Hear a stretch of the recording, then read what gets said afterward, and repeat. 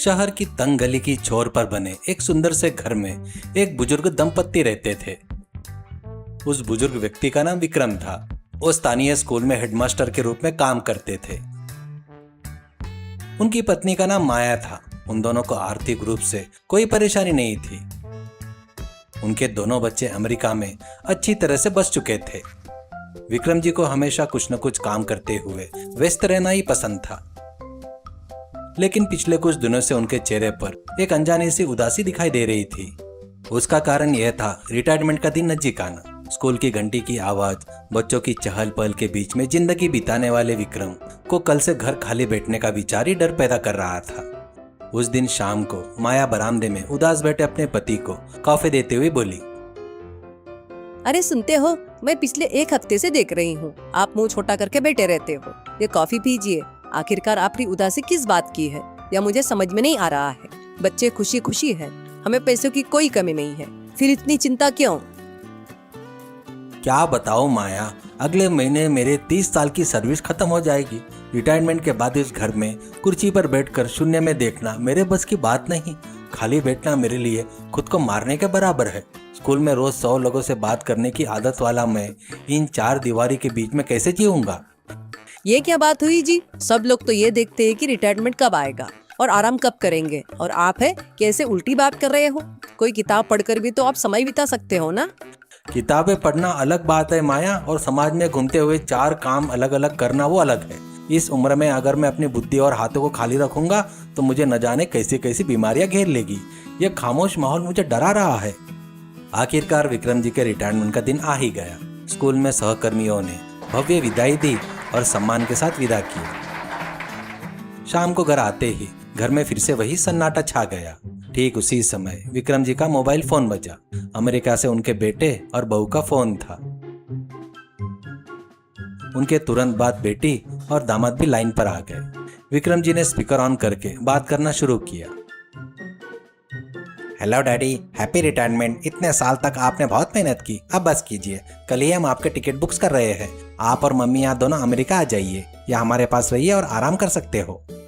नहीं बेटा, मुझे अमेरिका आना पसंद नहीं है। अगर मम्मी से पूछो तो शायद वो आ जाएगी, लेकिन मैं तो बिल्कुल नहीं आऊंगा। ये क्या बात हुई डैडी? वहाँ उस पुरानी गली में आप दोनों अकेले क्या करेंगे? यहाँ आएंगे तो नाती पोते के साथ अच्छा समय बिता सकते ना। हमारे साथ रहिए ना डैडी। बच्चों, मैं तुम्हारे प्यार को समझता हूँ, लेकिन वहाँ आकर तुम्हारे घर में बैठकर तुम पर बोझ बनना मुझे पसंद नहीं। तुम्हारी लाइफस्टाइल अलग है, मेरी सोच अलग है। वहाँ दिन भर घरों में ताले लगे रहते हैं। मैं उस देश में नहीं जी सकता बेटा, मैं यहीं अपने देश में रहूंगा। डैडी, बोझ की क्या बात है भला? आपको जो भी चाहिए हम सब देख लेंगे ना। यहाँ बहुत शांति रहती है। वही तो मैं नहीं चाहता बेटा। किसी पर निर्भर होकर मुझे जीना बिल्कुल पसंद नहीं। मुझे मेरे रास्ते पर छोड़ दो, मुझे यहाँ कोई परेशानी नहीं है। फोन रखने के बाद विक्रम जी और ज्यादा उदास होकर सोफे पर पीछे और झुक गए। बच्चों को बुलाने पर भी न जाने की मजबूरी और यहाँ रहकर क्या करे, यह न समझ पाने की उलझन उन्हें सताने लगी। अगले दिन सुबह विक्रम जी से मिलने उनका पुराना दोस्त पांडे आया। पांडे बहुत ही मजाकिया इंसान थे। वो हमेशा नए नए आइडिया के साथ बिजनेस माइंड से सोचते रहता। विक्रम ने अपने दिल का सारा दर्द पांडे के सामने रख दिया। देख पांडे, नौकरी चली गई, बच्चे अमेरिका बुला रहे हैं, जाओ तो वहाँ खाली बैठना पड़ेगा। यहाँ रहा तो खाली बैठना मेरे बस की बात नहीं। जिंदगी बिल्कुल अर्थहीन लग रही है। देख विक्रम, इतने साल मेहनत से काम करने के बाद अब खाली बैठना वाकई मुश्किल है। मैं तुम्हारे दर्द को पूरी तरह समझ सकता हूँ। अमेरिका जाकर बच्चों पर बोझ बनना तुम्हें पसंद नहीं, ये भी मैं समझ गया। इसलिए मेरे पास एक बेहतरीन प्लान है। तुम्हारे खुद के गाँव में हाईवे के किनारे तुम्हारी एक जमीन है ना? हाँ, वो हाईवे के पास 2 एकड़ जमीन खाली है, उसका क्या करूँ? एक छोटा सा घर बना लो। घर के आगे एक सुंदर सा ठेला लगाकर उस पर देसी नाश्ता बनाकर बेचो। क्या पागल हो गए हो क्या तुम? मैं हेडमास्टर हूँ, मुझसे हाईवे के किनारे ठेला लगाकर टिफिन बेचने को कह रहे हो? लोग देखेंगे तो क्या सोचेंगे? मेरे बच्चों की इज्जत का क्या होगा? यही तो तुम गलती कर रहे हो विक्रम। कई देश में हर चीज को बिजनेस के नजरियों से देखा जाता है। वहाँ काम के आधार पर सम्मान नहीं होता, बल्कि काम करने के तरीके से होता है। जब तुम घर पर होते हो तो अपना खाना खुद का खुद बनाकर खाते हो ना। उसी खाने को अगर तुम थोड़े बड़े पैमाने पर बनाकर बाहर के लोगों को बेचोगे तो उससे पैसा कमा सकते हो। समय का समय कट जाएगा, लोगों का आना जाना लगा रहेगा और तुम बोर भी नहीं होंगे, और ऊपर से एक्स्ट्रा पैसे भी मिल जाएंगे। इसमें शर्म वाली बात क्या है? अरे अजी पांडे जी जो कह रहे हैं वो सही है, वो मुझे भी सही लग रहा है। खाना बनाने में मैं भी आपकी मदद करूंगी। रोज नए नए लोगों को देखने को मिलेगा, आपकी उदासी भी गायब हो जाएगी। पांडे, तुम्हारी बात का तो लॉजिक अच्छा है। बिना मेहनत की जिंदगी बेकार है। ठीक है, मैं अपने गांव जाकर इस नए सफर को शुरुआत करूंगा। हाईवे स्ट्रीट फूड देसी नाश्ता नाम भी सुनने में बहुत अच्छा है। कुछ महीने बीत गए। हाईवे के किनारे का माहौल बहुत व्यस्त हो गया। लारियां और कारें जहां तेजी से गुजर रही थी, उस रोड के किनारे हरे भरे पेड़ों के बीच में विक्रम जी ने एक छोटा सा खपरेल घर बना लिया। घर के आगे बहुत ही साफ सुथरे और पारंपरिक तरीके से एक बड़ा सा ठेला तैयार किया। उस पर हाईवे स्ट्रीट फूड देसी नाश्ता का बोर्ड लगाया। माया जी वहां गर्मा गर्म इडली, डोसा और उपमा बनाती और विक्रम जी मुस्कुराते हुए ग्राहकों को परोसते। उन दोनों की मदद के लिए श्याम नाम के एक स्थानीय युवक को काम पर रखा गया। श्याम एक कॉमेडी कैरेक्टर था जो हमेशा कोई न कोई गलती करके सबको हंसाते रहता। मास्टर जी, आपने उस 3 नंबर वाले सर को डोसा देने को कहा था ना, गलती से उस चटनी के बर्तन में मेरा हाथ गिर गया सर। अब चटनी को कस्टमर को दे दूं या मैं ही पी जाऊं? अरे मूर्ख, तुझे कस्टमर को सर्व करने के लिए रखा है या फिर चटनी में नहाने के लिए? जल्दी से हाथ धो कर आ, कस्टमर भूख से इंतजार कर रहे हैं। अरे देखा जी आपने, हमारा ठेला शुरू हुए अभी 2 महीने भी पूरे नहीं हुए हैं, ये कितना फेमस हो गया। हाईवे से गुजरने वाले सभी लोग यहीं रुकते हैं। सच में विक्रम जी के ठेले का स्वाद, साफ सफाई आसपास के जिलों में मशहूर हो गई। एक दिन कुछ सोशल मीडिया ब्लॉगर्स वहां आए। उन्होंने इस बुजुर्ग दंपति के मेहनत और उनकी कहानी का वीडियो बनाकर इंटरनेट पर डाल दिया। वह वीडियो देखते ही देखते रातों रात वायरल हो गया और उन पर मिलियन व्यूज आ गए।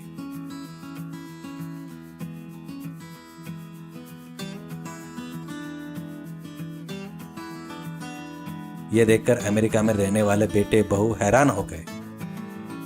उन्होंने तुरंत इंडिया के लिए टिकट बुक किए और यहाँ पर आ गए।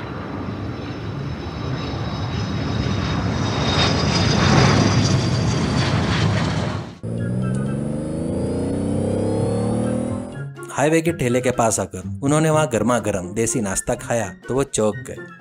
डैडी, मम्मी, सच में आप दोनों ग्रेट है। हमने आपको अमेरिका बुलाने की जिद करके गलती की थी। यहाँ आपकी खुशी और आपकी मेहनत देखकर हमें आप पर गर्व हो रहा है। ऐसा स्वाद अमेरिका में कहीं नहीं मिलता डैडी।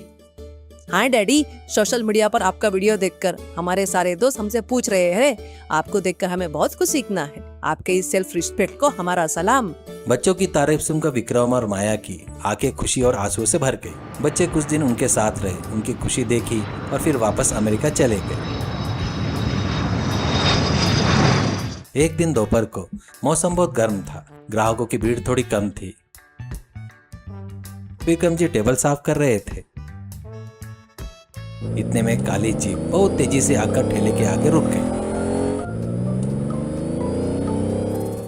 उसमें से उस इलाके का गुंडा राठौड़, उनके 3 चेले उतरे। राठौड़ के हाथ में एक बड़ा सा डंडा था। आते ही उसने ठेले पर रखे बर्तनों को डंडे से मारना शुरू किया। आसपास बैठे 2 ग्राहक डर के मारे भाग गए। ए बड्डे, यहाँ बिना परमिशन के इतना बड़ा बिजनेस कैसे चला रहा है रे? सुना है रोज हजारों कमा रहा है। इस एरिया में ठेला लगाना है तो मुझको हफ्ता देना पड़ेगा। यह नहीं मालूम क्या? शराफत से महीने के 50,000 रुपए मेरे हाथ में रख, नहीं तो इस ठेले को हाईवे पर ही फूंक दूंगा। सावधान। अरे अजी, ये तो कोई बहुत बड़ा गुंडा लग रहा है। पुलिस को फोन क्यों नहीं करते? विक्रम बहुत शांत और साहसी आवाज में, बाबू तुम जानते हो कि मैं कौन हूँ जो मुझसे इस तरह बात कर रहे हो? थोड़ा सोच समझ कर बात करो। तू कोई भी हो, मुझे क्या बुड्ढे, प्रधानमंत्री है या राष्ट्रपति? इस एरिया का भाई हूं मैं। मेरी बात नहीं सुनेगा तो तेरी जान हवा में उड़ जाएगी, समझा? भाई साहब, हमारे मास्टर जी बहुत डेंजर सर है। इनके हाथ में अगर स्केल आ जाए तो अच्छे अच्छे की हवा निकल जाती है। प्लीज सर, उन्हें कुछ मत कीजिए। मुंह बंद रख गले अपना। बुड्ढे पैसा निकालता या नहीं? विक्रम जेब से फोन निकालते। बस 5 मिनट सब्र करो बाबू, मुझे 3 लोगों को फोन करना है। उसके बाद तुम जो पैसे मांग रहे हो मैं खुद दे दूंगा। विक्रम जी फोन निकालकर एक के बाद एक 3 बैक टू बैक कॉल किए। उन्होंने सिर्फ इतना कहा, मैं आपका विक्रम सर बोल रहा हूँ, जरा मेरे ठेले के पास एक बार आइए। उधर से क्या जवाब आया ये तो पता नहीं, लेकिन विक्रम जी के चेहरे पर मुस्कान आ गई। राठौड़ हाथ बांधकर खड़ा हो गया। देखते हैं तेरी यह बुड्ढे की अकल क्या करती है। ठीक 10 मिनट बाद हाईवे पर सायरन की आवाजें गूंजने लगी। दूर से 3 आलीशान कारें गाड़ियां तेजी से आई। एक गाड़ी पर कलेक्टर लिखा था, दूसरी गाड़ी पर एसपी और तीसरी गाड़ी पर एमएलए लिखा था। वे तीनों बड़े अधिकारी कार से उतरे और सीधे विक्रम जी की तरफ बढ़े। यह देखकर राठौड़ की गिद्दी बन गई और उसके चेले दुम दबाकर भाग गए। कलेक्टर विक्रम जी के पैर छूकर, नमस्ते सर, कैसे हैं आप? आपका फोन आना ही हमारे लिए सौभाग्य है। सर, हमें पता चला कि आपने यहाँ ठेला लगाया है। हम तीनों वैसे भी आपसे मिलने आने वाले थे, लेकिन आज आपने खुद बुला लिया। क्या समस्या है सर? हाँ सर, आप हमारे गुरुजी हैं जिन्होंने हमें अक्षर सिखाए हैं। आज हम जिस मुकाम पर है वो आपके दिए हुए संस्कार की वजह से है। क्या किसी ने आपको परेशान किया है क्या सर? वो देखो, वहाँ राठौड़ नाम का गुंडा है ना, कह रहा है कि इस एरिया में ठेला चलाना है तो मैंने के 50,000 रुपए रिश्वत देनी होगी, नहीं दी तो ठेला फूंक दूंगा बोला। यह बात सुनते ही एसपी गुस्से में आकर बोले, ए राठौड़, जानता है यह बुजुर्ग कौन है? इस जिले के कलेक्टर और मैं इस एरिया का एसपी हूँ। हम इन्हीं के पास पढ़कर निकले हुए स्टूडेंट हैं। आज हम इन कुर्सियों पर बैठे हैं तो उसका कारण इनकी दी हुई शिक्षा और अनुशासन है। ऐसे गुरु को तू धमकाता है, तुझे जेल में डालकर सड़ा दूंगा। राठौड़ कांपते हुए, सर, मुझे माफ कर दीजिए सर, मुझे नहीं पता था कि आप इतने बड़े तोप हैं। मुझसे बहुत बड़ी गलती हो गई। अब जिंदगी में कभी हाईवे की तरफ नहीं आऊंगा सर, मुझे माफ कर दीजिए। सर इसे अंदर डालिए। विक्रम सर, आपके ठेले को कोई परेशानी न हो इसके लिए मैं पर्सनल सिक्योरिटी का इंतजाम कर दूंगा। आप बिना किसी डर के अपना बिजनेस चलाइए। ये हुई ना बात, हमारे मास्टर जी का पावर देखा भाई साहब, पढ़े लिखे इंसान का पावर कैसा होता है, अब तो पता चला ना। इसके बाद तीनों अधिकारियों ने विक्रम जी और माया जी के हाथ का गर्मा गर्म देसी नाश्ता बड़े चाव और तृप्त से खाया। सर, आपके हाथ के स्वाद का जादू आज भी वैसा ही है सर। यह कहकर उन्होंने विक्रम जी की तारीफ की, राठौड़ को जीभ में डालकर वहां से चले गए।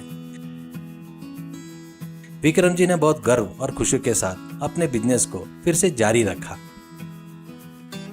उम्र चाहे जो भी हो, अपनी मेहनत और स्वाभिमान के साथ सम्मान पूर्वक जीना ही सबसे उत्तम है। कोई भी काम या नौकरी छोटी नहीं होती। हमारी मेहनत ही हमारी पहचान बनती है। ईमानदारी से शिक्षा देने वाला गुरु समाज में हमेशा आदरणीय व्यक्ति होता है। उनके द्वारा कमाए गए अच्छे छात्र ही उनकी असली पूंजी, उनकी सुरक्षा होती है। अतीत में किए गए हमारे अच्छे कर्म और बांटी गई शिक्षा भविष्य में किसी न किसी रूप में हमारे लिए पहाड़ जैसी ढाल बनकर खड़े हो जाते हैं।